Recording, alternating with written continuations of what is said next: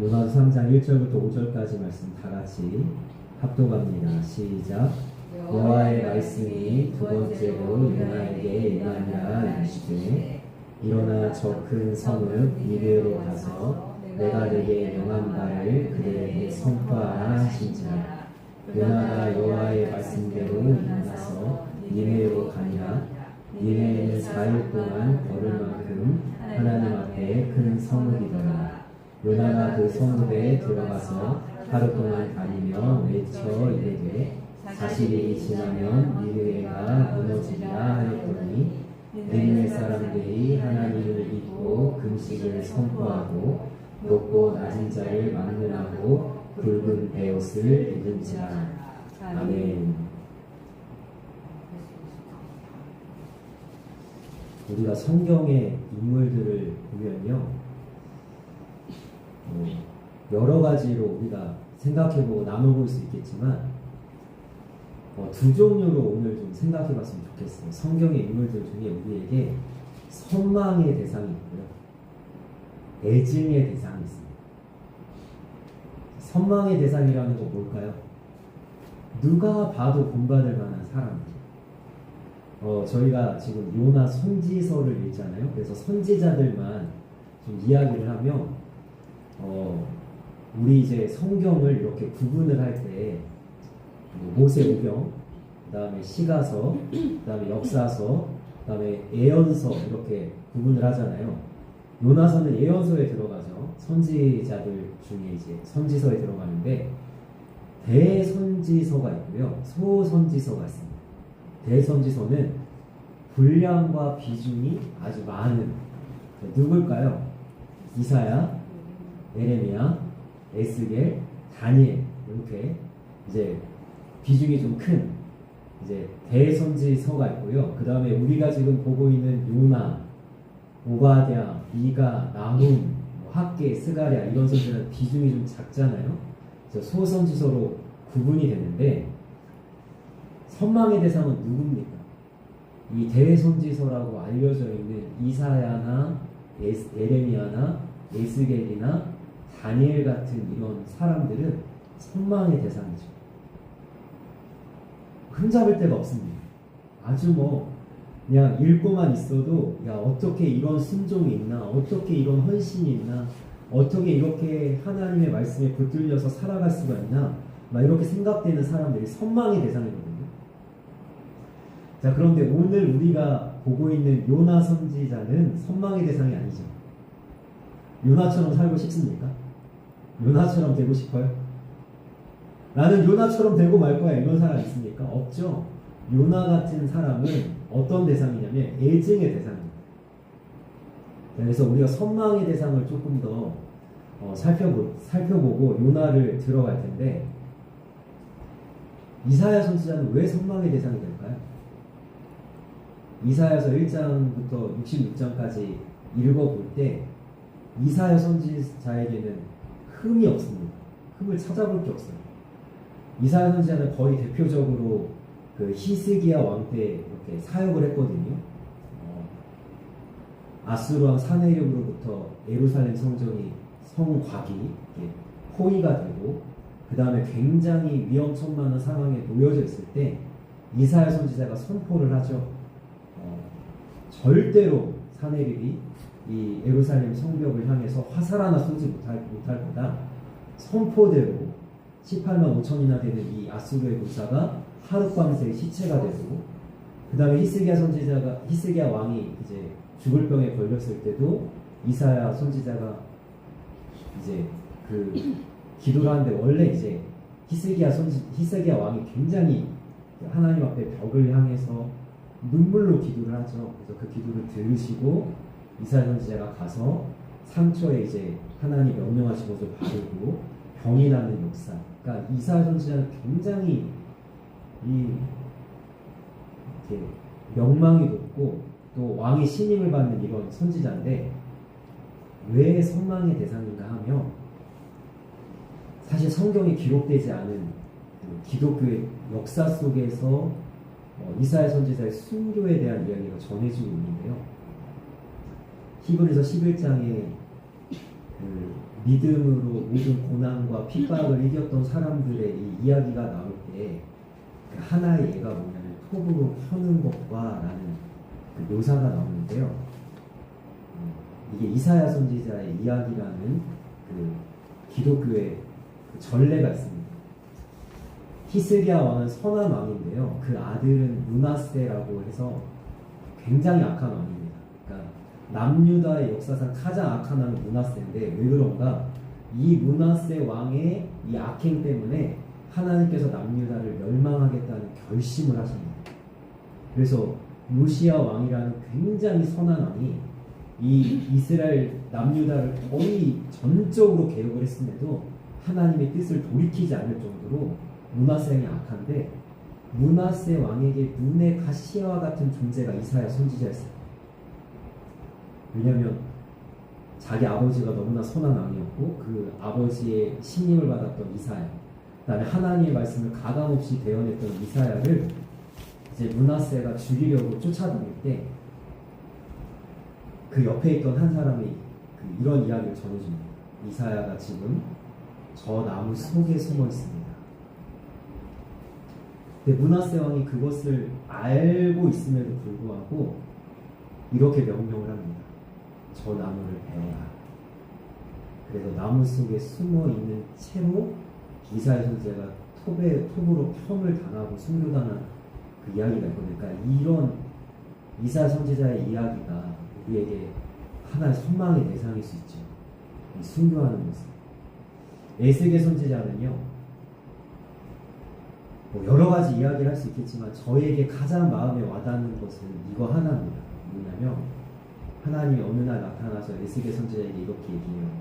너의 눈에 사랑스러워하는 것을 내가 데려가겠다. 그러나 너는 절대로 슬퍼하지 말고 울지 마라. 다음날 일어나 보니까 자기 아내가 하루아침에 죽었습니다. 에스겔 선지자가 울지를 못해요. 이스라엘 백성들이 물어봅니다. 이게 도대체 무슨 의미입니까? 라고 물어보니까 이것이 하나님의 마음입니다. 하나님께서 사랑에 맞이하는 이스라엘을 멸망시키는 그 슬픔의 심정을 하나님께서 에스겔 선지자한테 보여주시는 거죠. 에스겔 선지자는 하나님의 말씀에 절대 순종하는데 에레미야 선지자는 조금 더 결이 다릅니다. 왜 그러냐면 에레미야 선지서 여러분 보시면요, 이사야 선지자랑 에스겔 선지자 같지 않아요. 왜냐하면 하나님한테 절대 순종, 그 도살장에 끌려가는 양처럼 얌전하게 하나님 말씀을 순종하는 모습 없습니다. 하나님한테 대들 거 다 대들고 감정낼 거 다 내고. 그래서 저는 신학대학원을 이제 다닐 때는요, 이 에레미야 선지자를 가르친 그 교수님이 뭐라고 했냐면, 이 에레미야 선지자를 읽으면서 목회자들은 마음의 후련함을 느끼고, 그리고 자기가 토로하지 못하는 그런 목회적 어려움을 하나님 앞에 충분하게 정신적으로 심리적으로 위로받을 수 있다고 이렇게 소개하고 있거든요. 그러니까 대표적으로 예레미야 20장 9절에 보면 에레미야가 뭐라고 하냐면, 난 다시는 하나님 말씀 안 전할 겁니다. 맨날 하나님 말씀 전하다가 감옥에 들어가고 맨날 매 맞고 죽을 뻔하는데 내가 하나님 말씀 전해서 뭐합니까? 여러분 속이 후련하잖아요. 그 에레미야 선지자가 그런 사람이란 말이에요. 그런데 이 에레미야 선지자가 끝까지 하나님 앞에 감정도 내고 또 소리도 지르고 대들기도 하지만 끝까지 순종하잖아요. 그런 것이 좀 선망의 대상일 수 있죠. 그리고 다니엘 선지자, 이렇게 소개하니까 좀 이상하죠. 다니엘이 선지자야? 이렇게 얘기할지 모르겠지만 다니엘서가 선지서로 분류되고요, 다니엘이 선지자입니다. 왜냐하면 정치인으로 우리에게 많이 남아있잖아요. 최고의 자리에 올라가고 총리를 계속했고 이렇게 남아있지만, 그럼 1장부터 6장까지의 다니엘의 일대기를 봐도 느부갓네살 왕의 꿈을 해몽한다든가, 아니면 그의 아들로 알려진 벨사살 왕이 벽에 쓰는, 손가락을 쓰는 글씨를 해석해 준다든가, 굉장히 선지자적인 면모 아닙니까? 7장부터 12장까지는요 다니엘 이후에 일어나는 세계의 정세의 흐름에 대한 굉장히 정확한 예언이 나와 있고 그대로 이루어지고요, 그 다음에 말세에 무슨 일이 일어나는지, 그러니까 요한계시록과 같이 이렇게 읽혀지기도 합니다. 다니엘서 그 정도인데, 다니엘은 말에 뭐 하겠습니까?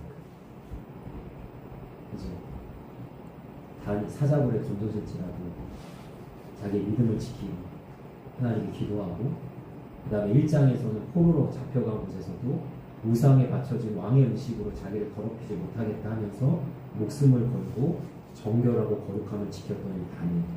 여러분, 이 선망의 대상들이 있어요. 그러면 이 선망의 대상들 우리에게 어떤 걸 주느냐? 도전을 주는 거예요. 아, 정말 나도 이렇게 믿음으로 살아야 되겠다.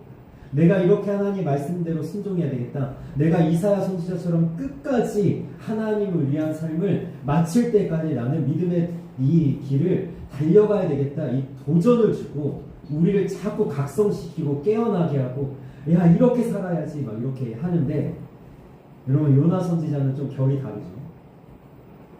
제가 뭐라고 소개했죠? 애증의 대상이라고 소개했습니다. 왜냐면요, 자, 먼저 애증이라는 게 뭐예요? 먼저는 좀 사랑스러운 부분이 있습니다. 왜 그럴까요? 요나 선지자를 보면 내가 보입니다. 무슨 느낌인지 아시겠죠? 여러분, 이사야 선지자나 에레미야 선지자는 사랑스럽진 않단 말이에요. 왜냐하면 나랑 다르다는 말이에요. 우리가 도저히 도달할 수 없는 어떤 경지에 오른 사람들이란 말이니까 사랑스럽진 않은데, 요나 선지자를 보면요, 너무 재밌게 읽히면서 어때요? 야, 이게 나지. 하나님이 명령했는데 가기 싫다 그러고 어떻게 해요? 도망가네, 선지자가. 그러면서 우리가 요나 선지서를 보면서 무슨 느낌이 듭니까? 야, 네가 선지자네? 야, 선지자가 어떻게 이럴 수 있어? 막 이런 생각이 든단 말이에요. 도망을 가다가 하나님께서 풍랑을 만나게 하시는데, 그 배를 타고 가던 요나뿐만 아니라 함께 배 타고 있던 사람들까지도 죽게 생겼는데, 요나는요 끝까지 하나님한테 회개하지 않고 객기를 부르죠. 나를 바다에 던져라. 그냥 나를 죽여라. 바닷속에 들어갔더니 하나님께서 큰 물고기를 준비하시고 요나가 그 물고기 뱃속에 들어갑니다. 요나서 2장을 보면 요나가 회개하는 것 같고 잘 뉘우치는 것 같고 하나님의 마음으로 잘 돌이키는 것 같지만, 여러분, 요나는 요나입니다. 요나서의 마지막은 어떻게 끝나죠? 왜 니느웨 사람들을 용서했냐고, 왜 심판하겠다고 하고 심판 안 했냐고 하나님한테 대들다가 그냥 그러고 끝나요. 박넝쿨로 인해서 막 원망하고 막 이러면서 끝나거든요. 그러니까 요나 선지자 끝까지. 그런데 여러분, 이 요나는 사랑스러운 부분이 있으면서, 여러분, 애증의 대상이라는 건 무슨 뜻이죠? 아주 싫어요. 여러분, 요나 선지자 보면 아주 싫어요. 왜 싫을까요? 나랑 비슷해서 싫은 거예요. 아, 정말 요나 정말 끝까지 이러네. 어떻게 이럴 수가 있어? 이런 생각이 드는데, 저희 딸이 저를 많이 닮았거든요. 이제 외모가 많이 닮았다는 얘기는 하도 많이 들어가지고, 오늘도 이제 저희 교회에 잠깐 이제 주로 오신 목사님 계신데, 딸이 아빠를 닮았네 이렇게 하고 가시더라고요. 근데 외모뿐만 아니라 저희 딸은요, 외모는 둘째치고요, 그 안에 담겨져 있는 모든 걸 저를 닮았습니다. 성향, 성격, 잠버릇, 눈 뜨고 자는 거, 하여튼 감정 내는 거, 하여튼. 그런데 저희 딸이 사랑스럽거든요. 제가 너무 예뻐하는데 어떨 때는 너무 싫어요. 날 닮아서.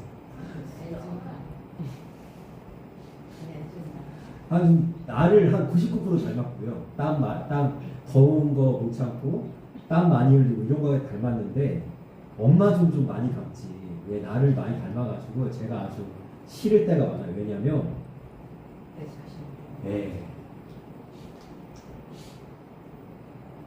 나를 보는 사람들도 이렇게 힘들 때가 있겠다 싶을 때가 있고, 요나가 그렇습니다. 요나가 내 모습을 보여주는 것. 그래서 오늘 말씀 보시면요, 1절 말씀에 여호와의 말씀이 두 번째로 요나에게 임하니라 이르시되. 자, 두 번째로 요나에게 말씀하셨어요. 왜 두 번째로 말씀하셨죠? 첫 번째 순종 안 했습니까? 그죠? 두 번째 말씀하셨어요. 자, 똑같은 말씀을 하신 겁니다. 뭐라고 말씀하십니까? 일어나 저 큰 성읍 니느웨로 가서 내가 내게 명한 바를 그들에게 선포하라 하신지라. 아멘. 자, 요나가 가기는 갑니다. 하기는 합니다. 하나님의 말씀대로 말씀을 선포하긴 합니다. 그런데 요나가 하기 싫은 걸 억지로 하고 있어요.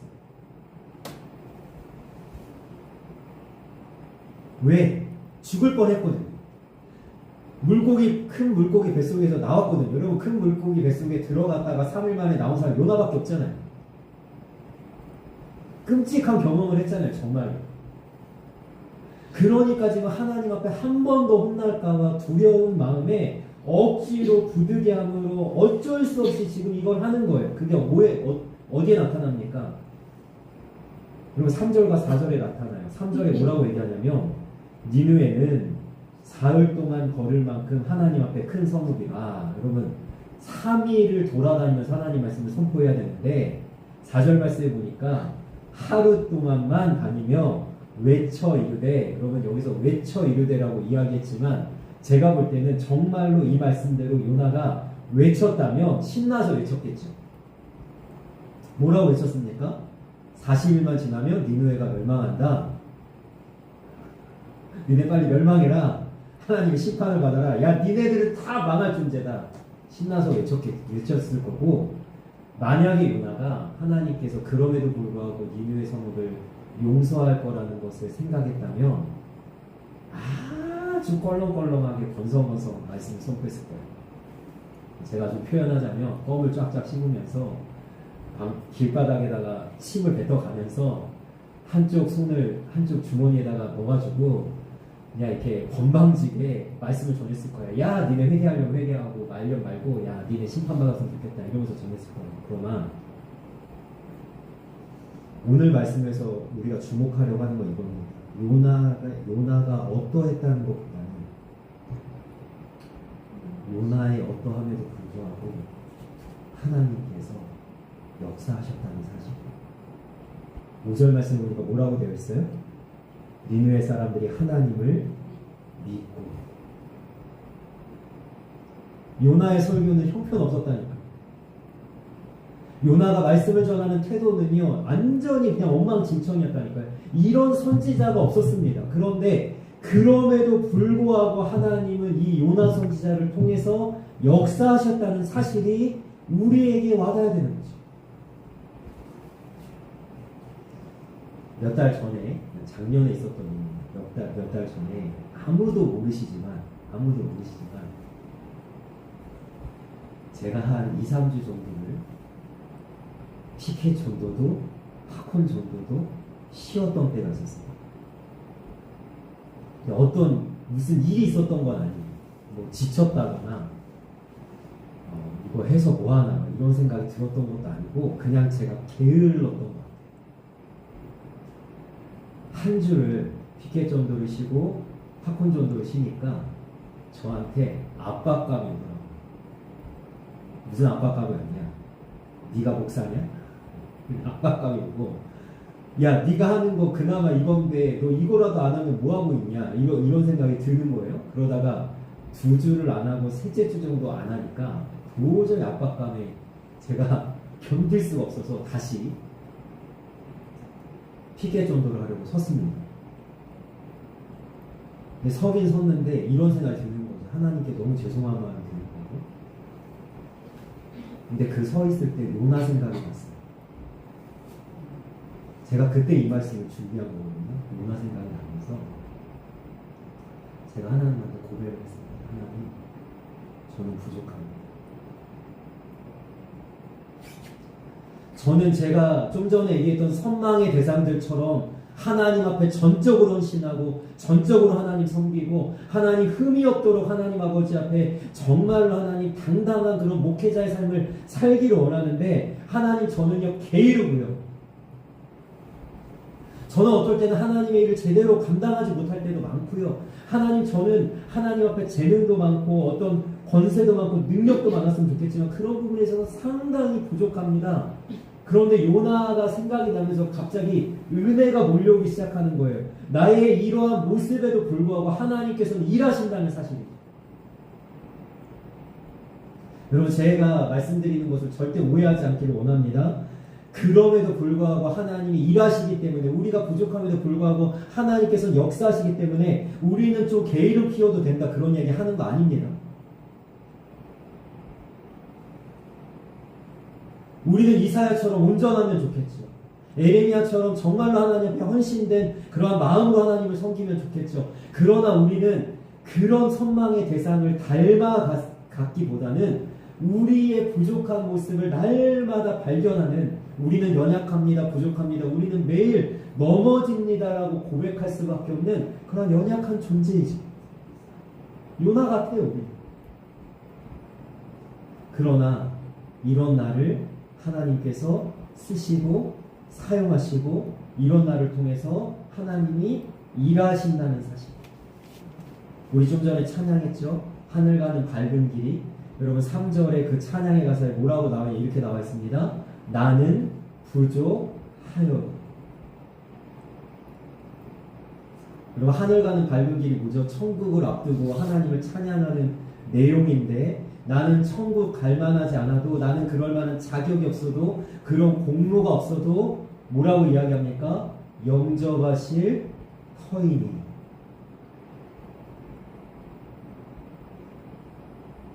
이것이 하나님의 은혜라는 사실이죠.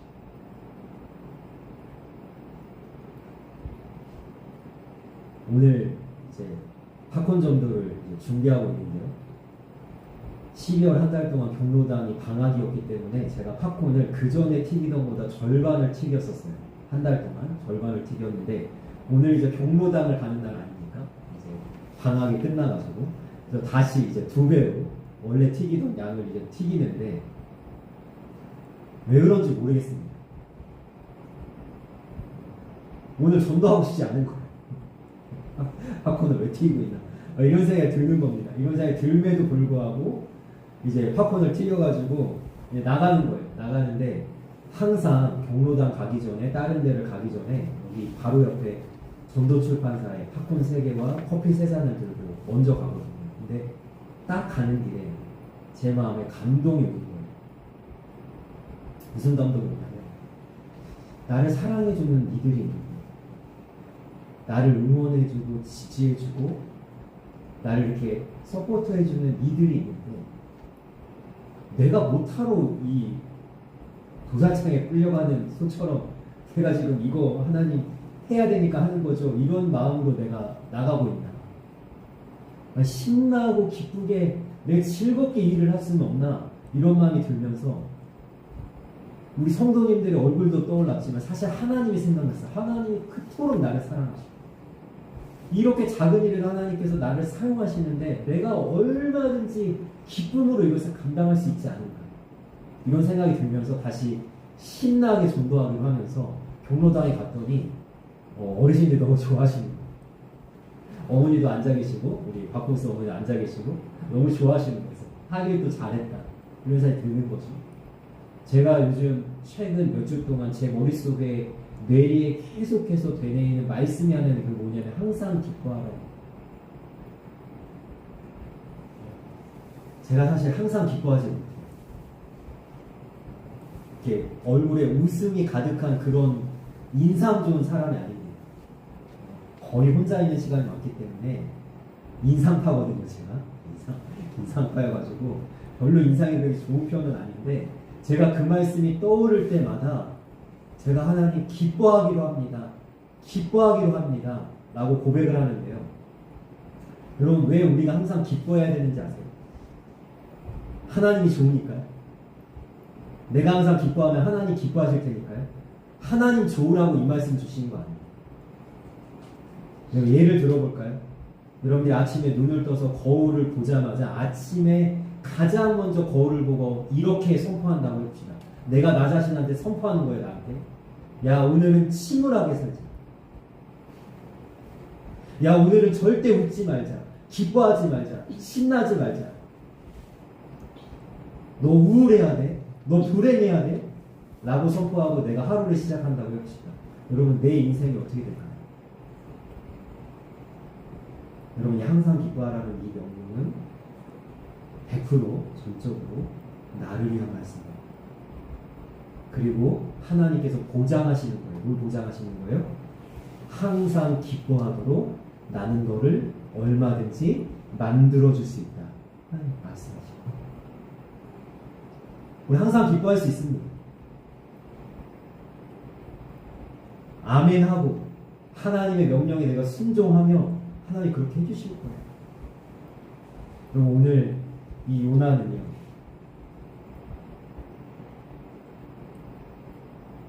못났어요. 그리고 또 한편으로는 못됐습니다. 얼마나 못됐습니까? 하나님한테 대들고 하나님한테도 뭐라고 하고. 그리고 이 모습이 내 모습일 경우가 너무 많다는 거죠. 하나님께서는요, 이런 나를 사용하시고 쓰십니다. 요나처럼 부족하고 모자란 날 하나님께서 사용하세요. 그리고 그 하나님의 역사를, 하나님의 일하심을 하나님께서 드러내십니다. 그래서 우리는요, 부족한데도 나를 써주시는 하나님께 감사하고, 우리는 이사야처럼 우리의 선망의 대상인 그 에스겔처럼 나의 전부를, 나의 모든 것을 하나님께 쏟아내서 하나님께 헌신할 수 있는 하나님의 사람들이 되는 거야. 부족한 대로 그냥 나를 내버려 두는 것이 아니라 어떻게 하면 이 부족함을 하나님께 매달려서 하나님을 붙들어서 하나님을 내가 붙잡아서 내가 세워갈까를 내가 마음에 새기고 조금 더 나은 모습으로 하나님을 섬기도록 나를 가꾸어가고 다듬어가는 하나님의 사람들이 되어지기를 주님의 이름으로 소망합니다. 마지막으로 이 예화를 드리고 말씀을 맺으려고 하는데, 모태 무슬림이었던 한 사람이 기독교로 회심을 하게 되는데요. 이 사람에게 어떤 사람이 이제 물어보는 거죠. 왜 코란이 아니라 성경을 붙들게 되었습니까? 어떻게 예수님을 믿게 되었습니까? 이 얘기를 했더니 이 사람이 성경에서 이런 말씀을 발견을 하고 당장 코란을 갖다 버리고 하나님 말씀을 붙들기 시작했는데, 어떤 말씀인가? 마태복음 5장에 이런 말씀이 나오는 거예요. 의에 줄이고 목마른 자는 복이 있나니. 그런데 이 사람이 그때 무릎을 탁 친 겁니다. 왜냐하면 코란에 뭐라고 나와 있냐면 의로운 자가 복이 있다고 나와 있거든요. 그런데 하나님께서는 뭐라고 말씀해? 이렇게 말씀하시는 거예요. 네가 의롭지 못해도 네가 의로우려고 목마르고 굶주림으로 간절함으로 의로움을 향해서 달려간다면 너는 복이 있다. 하나님 마음 봐요. 우리는 의로울 때보다 의롭지 못할 때가 많잖아요. 우리는 선할 때보다 선하지 못할 때가 많잖아요. 우리 하나님의 말씀에 순종할 때보다 순종하지 않을 때가 많잖아요. 요나를 우리가 욕하고 요나에게 손가락질 하지만 사실은 이 요나의 모습이 우리의 모습일 때가 많잖아요. 저도 도망갈 때 많아요. 저도 숨을 때 많습니다. 저도 요나처럼요, 억지로 갈 때 많습니다. 그러나 그럼에도 불구하고 하나님이 일하신다면 우리는 어떠한 자세와 마음으로 중심으로 하나님을 섬겨야 되겠습니까? 요나 같은 모습이면 안 될 거라는 거죠. 하나님이 요나를 본받으라고 요나서를 우리에게 주신 게 아니죠. 요나 선지자가 우리에게 소개되고 있는 이유는 요나처럼 살라고 우리에게 말씀하시는 것이 아니라 요나와 같은 모습은 버리고 그럼에도 불구하고 너를 쓰시는 하나님 아버지 앞에 네가 조금 더 나은 모습, 예수님을 닮은 모습으로 살아가라고 우리에게 권면하기 위해서 이 말씀을 주신 줄 믿습니다. 그러므로 우리는 하나님께서 이렇게 말씀하시잖아요. 내가 거룩하니 너희도 거룩하라. 거룩이라는 부담감을 떼버리고 이 말씀을 보면 너희는 나를 닮으라라는 이야기죠. 내가 이러니 너희도 이렇게 살아라 라는 이야기죠. 하나님을 조금 더 닮은 모습. 우리가 요나에서 출발을 했다면 이사야에 도달하고 다니엘에 도달할 수 있을 때까지 우리가 노력하고 해서 조금 더 하나님이 쓰시기에 좋은 그릇으로 다듬어져서 주님 앞에 나 자신을 드리고 그렇게 귀하게 아름답게 하나님께 사용되고 그리고 열매를 아름다운 열매를 맺는 하나님의 사람들이 되게 주님의 이름으로 소망하며 축원합니다. 아멘. 기도하겠습니다.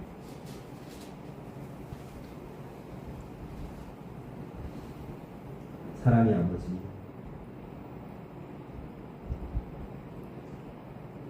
우리는 부족합니다. 우리가 얼마나 부족한지 다른 누구보다도 내 자신이 너무나도 잘 압니다. 하나님, 우리는 요나처럼 흔들립니다. 무너집니다. 요동칩니다. 우리는 요나처럼 하나님 억지로 가고 도망가고 숨을 때도 있습니다. 그럼 하나님께서 이 말씀을 통해서 우리에게 보여주십니다. 그렇게 못난 우리일지라도 하나님께서는 우리를 통해서 역사하시고 일하신다는 사실, 3일 길을 다녀야 될 도성을 건성건성 하루 길만 다녔던 이 요나를 통해서도 하나님이 일하신다. 주님, 부족한 내가 하나님 앞에 나의 모든 것을 다 맡겨드리는 모습이기 원합니다. 하나님을 위해서 더욱더 헌신하고 충성하며 주님의 마음으로 사역할 수 있는 우리의 모습이기 원합니다. 부족함을 자꾸만 아버지 채워가고 또 주님을 닮은 모습으로 자꾸만 나를 다듬어가서 하나님이 쓰시기에 좋은 그릇으로 빚어져서 주님 앞에 귀하게 사용되는 하나님의 사람들로 나아가려 주옵소서. 우리를 향한 하나님의 은혜가 너무나도 큽니다. 그 은혜 앞에 마음을 다하여 뜻을 다하여 힘을 다하여 주님을 사랑하는 마음으로 이 믿음의 걸음을 충실하게 걸어가는 우리 모두가 될 수 있도록 주님께서 인도하시고 역사하여 주옵소서. 감사하며 예수님의 이름으로 기도합니다. 아멘.